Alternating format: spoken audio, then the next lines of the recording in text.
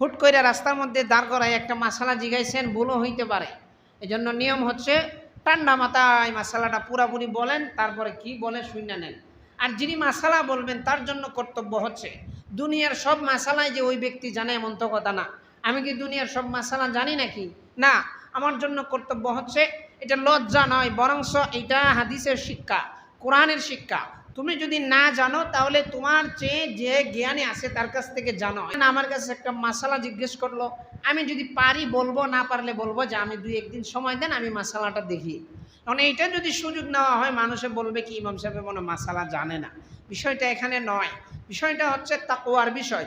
আপনাকে যদি আমি ভুল মাসালা দিয়ে দেই, আপনি এটার উপর আমল করবেন, নিজেও জাহান্নামী হইবেন, আমাকেও জাহান্নামে পাঠাবেন।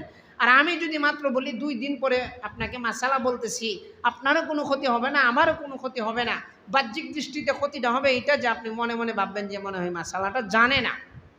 হুট করে রাস্তার মধ্যে দাঁড় করায় একটা মাসালা জিগাইছেন, ভুলও হইতে পারে।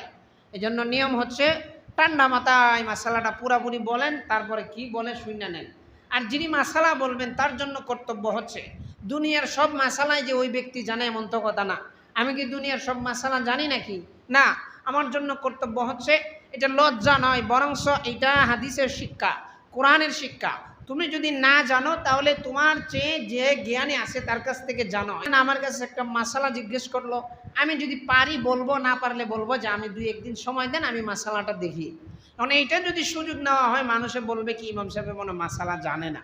বিষয়টা এখানে নয়, বিষয়টা হচ্ছে তাকওয়ার বিষয়। আপনাকে যদি আমি ভুল মাসালা দিয়ে দেই, আপনি এটার উপর আমল করবেন, নিজেও জাহান্নামী হইবেন, আমাকেও জাহান্নামে পাঠাবেন।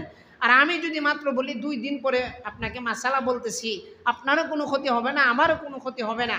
বাহ্যিক দৃষ্টিতে ক্ষতিটা হবে এটা যে আপনি মনে মনে ভাববেন যে মনে হয় মাসালাটা জানে না।